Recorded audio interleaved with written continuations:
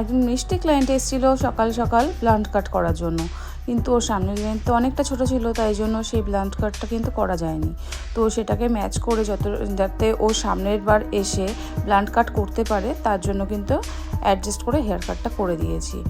আর ওর যেহেতু লেয়ার্স চাইছিল, একটু লেয়ার্সও দিয়ে দিয়েছি। আর ও খুব সুন্দর সুন্দর কথা বলে, আর ভীষণ ভালো মেয়ে, মিষ্টি মেয়ে।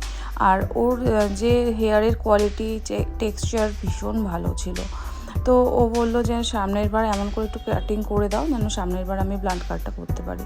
তো সেই হিসেবে আমি সামনেরটার বেশি একটা শর্ট রাখিনি, সামনেরটার সাথে অ্যাডজাস্ট করে আমি পেছনটা একটু ম্যাচ করেছি, যাতে ওর লেন্থটা ঠিকঠাক থাকে, যে সামনের বার এসে ও ওর মনের মতো ব্লান্ট কাটটা করতে পারে।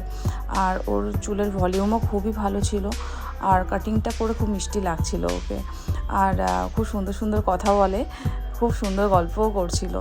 তো এরকম যারা ব্লান্ট কাট করতে চাও, তো তারা কিন্তু অবশ্যই হেয়ারটাকে একটু সামনের দিকে লং রাখার চেষ্টা করবে, নাহলে পেছনের সাথে কিন্তু ম্যাচ করাটা খুব মুশকিল হয়ে যায়। তো ওরও সেরকমই ব্যাপারটা ছিল, তো সেটাই আমি অ্যাডজাস্ট করেছি। তো দেখো তোমরা কেমন লাগলো, ওর কাটিংটা কেমন হয়েছে অবশ্যই কমেন্টে জানিও।